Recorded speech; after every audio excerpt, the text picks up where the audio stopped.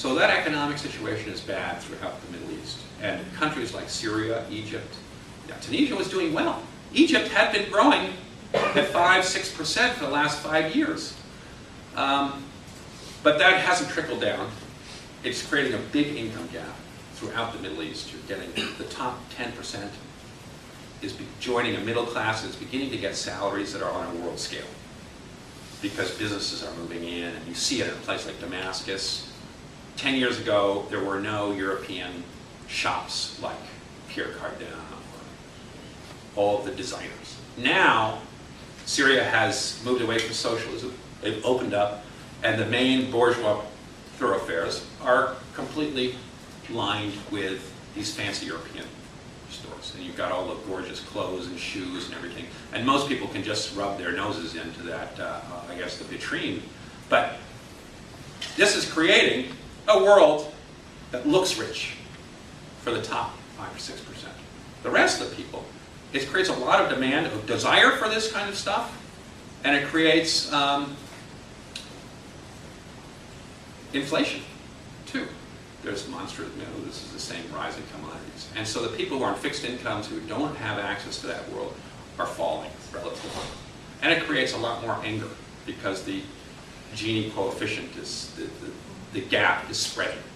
And we know from reading Krugman and others that America is worse than many of these countries. But of course we're so rich that our poor, I suppose, are not as desperate as the situation in the third world. So that's on economics. Let me turn finally to humiliation. Dignity. Dignity is the word that's on everybody's lips. Not having any political rights, not having had a role in their governments for 40 years. Politics really in a place like Syria came to an end in the 60s. Once the Ba'ath Party took over, the military takes over, they disbanded all the political parties. Nasser did it first in Syria, tried to do it. They came back for a little bit in the early 60s, but then there was a Ba'athist revolution, and all political parties, of which there were many in Syria, it was a very lively political life, were shut down. For a period of time, opposition tried to go underground, and people still met, but they increasingly went to prison. And Syrians stopped trying to do politics. The government has depoliticized young people. They've been taught by their parents, don't do it. You'll go to jail for a long time. Now, a country like Syria, which is on one end, a more repressive end of the pole, has shut down political freedoms. They don't have a lively newspaper. They've got 3 state newspapers, all of them publish the same thing. But in the last 10 years, everybody can read everybody else's newspapers. So Syrians are extraordinarily educated today in a way that they weren't 15 years ago. I went to the University of Damascus in the 80s, actually the year of Hama, when Hama was destroyed with the Muslim Brotherhood uprising. You couldn't talk to Syrian middle-class youth that were my age about anything politics, because they didn't know anything about politics. They had the bizarrest ideas about how American politics worked, because they didn't read about it except for in rather conspiratorial terms. There was no internet, there was no television, there was one television station, all Syria, and it had the same crud that the newspapers had. So there was no way to learn about the rest of the world. Today, of course, Syrians are self-educated. It's not because they're getting it at universities, it's because they're reading like mad online. They're watching the satellite TV, which is the big thing, of course, which they've got thousands of channels. And throughout the Middle East, you pay a guy, a young man, $2.50, and he comes, he goes up onto your roof, and he fixes your satellite dish to point it in the new direction wherever there's different satellite people are changing. They try to change so that people can't cheat. Every month or two they change their frequencies so that your TV goes dead. Then you have to call your handy 25-year-old who can come over and you pay him $2.50, and he goes and gets the new numbers. He's been working on the computer, and he puts the new numbers in, and he dials everything up, and you get, boom, 250 satellite stations again. And that's what you play this game. You're constantly running ahead of the satellite stations and getting them dialed in. But it's very cheap, and everybody has it. And you're watching 250 stations. Now, most of the time, people are watching the Lebanese girls dance and the quiz and variety shows.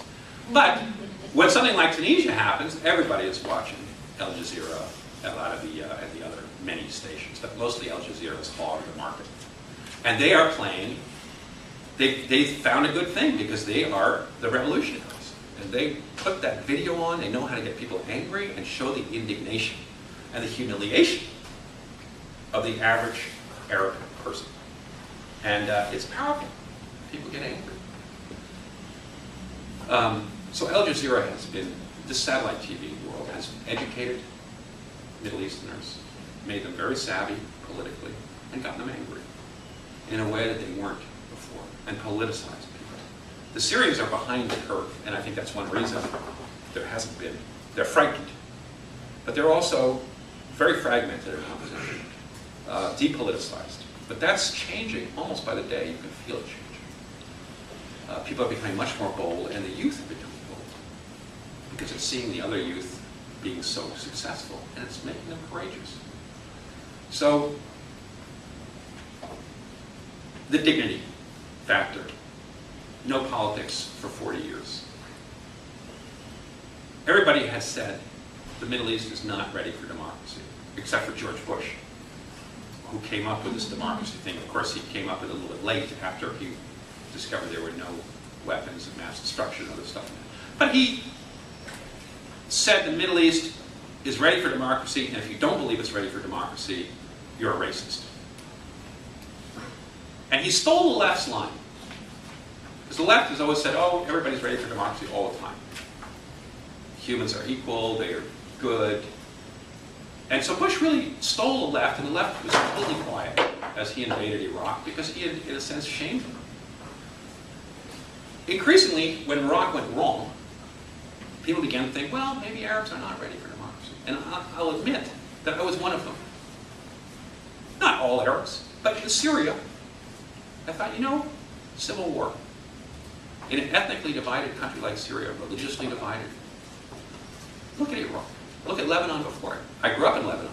I spent time teaching in Lebanon in the middle of the civil war. I watched Christians and Sunnis and Shiites kill each other in big numbers for a long time, 15 years. And I thought, you know, this is not a nation. It's clear it's not a nation. Then Iraq went, you know, but everybody said, oh, well, Lebanon's an exception.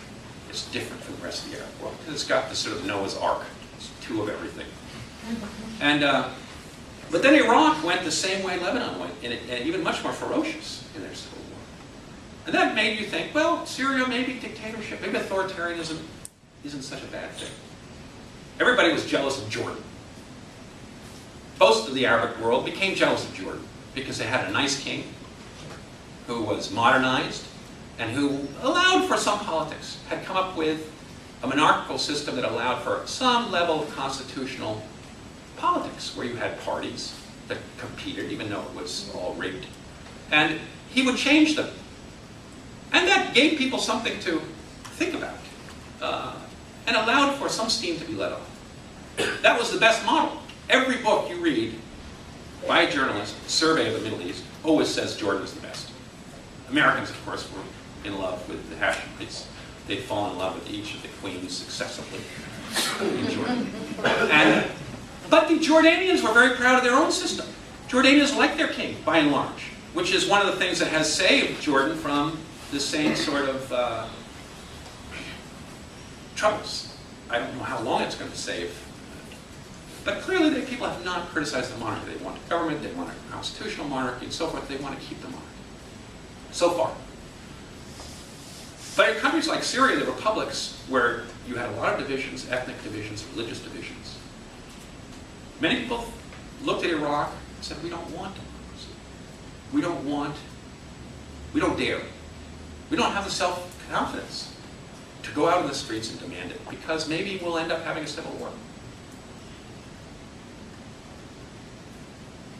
Is it all repression that is keeping this? We've seen, or is there a certain lack of self-confidence, as people in Syria had a million Iraqi refugees, all of whom had come with terrible stories about civil war, instability, kidnapping. And they scared the Syrians. My Christian friends in Syria, almost all of them hired Iraqi women, middle-class Iraqi women who were refugees in Syria, to come and be their house cleaner and take care of their mother who had Alzheimer's or something like that, because it cost you dollars a day. And you had a middle class, very cultivated Iraqi person being your servant. 24 hours a day, they would sleep in the house and so on. So most of my Christian friends had hired these Iraqi women to look after their aging parents, do chores, clean the house. And they would hear these stories of murder, kidnapping, bombs, and they terrified themselves.